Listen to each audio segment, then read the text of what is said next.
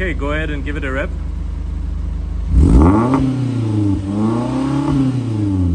Give it a hard one. Okay, I'm gonna go a bit closer, then give it a hard one.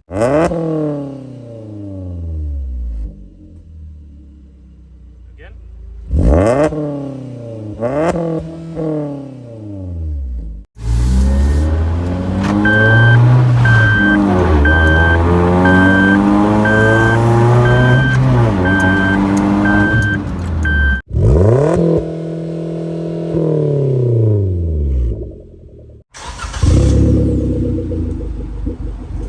Give it some rev.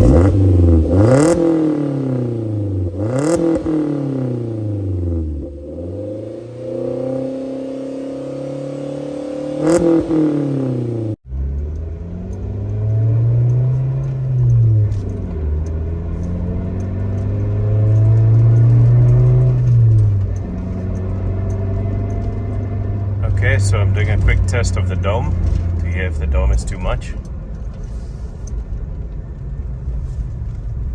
With the straight pipe, it is just too much.